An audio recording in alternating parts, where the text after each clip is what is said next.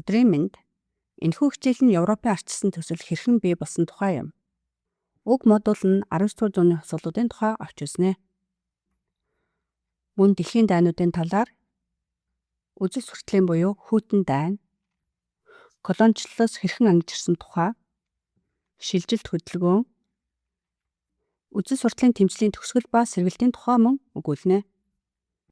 19-р зууны хувьсгалууд. 19-р зуунд гарсан хэд хэдэн хувьсгал 20-р зуунд Европ төвийг үндсээр нь өөрчилсөн. Хүний эрх ардчлалын үндсэн 19-р зууны дунд үеэс Европ даяар өрнөсөн хувьсгалаар тавигдсан. Язгууртнууд нийгэмд давмгаалах байр сууриа алджээ. Хүмүүс улс төрийн илүү нөлөө үзүүлэх ижил тэгш хандлагыг шаардаж байсан нь өнөөгийн нийгэмд зураатж байгаа зорилтууд юм. Аж үйлдвэрийн хувьсгал хүнд үйлдвэрийн хөгжил нь Их Британаас Европ даяар тархсан.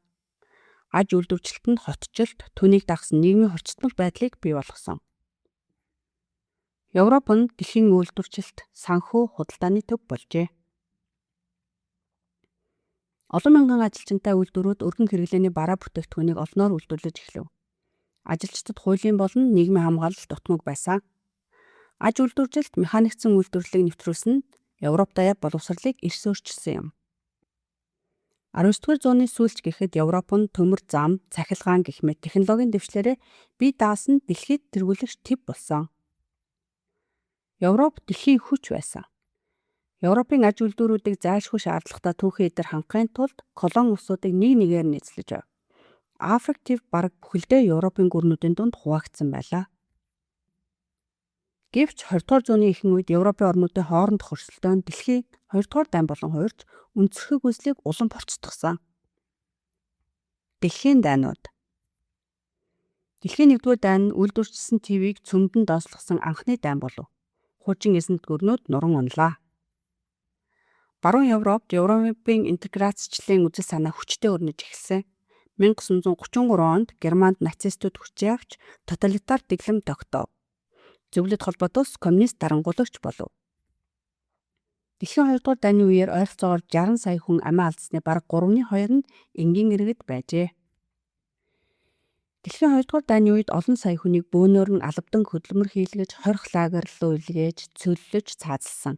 Мөн олон хүн өсөглөн бөмбөгдөлтөд өртсөн юм. Үзэл сурталчилан буюу хүйтэн дайн. 1945 оноос хойш Европ сүрсэн бөгөөд дэлхийд дээрх байр сууриа Америк нэгдсэн улс, Зөвлөлт холбоот улс гэсэн хоёр шин хүчрхэг гүрэнд өгөхөөс өөр аргагүй болсон.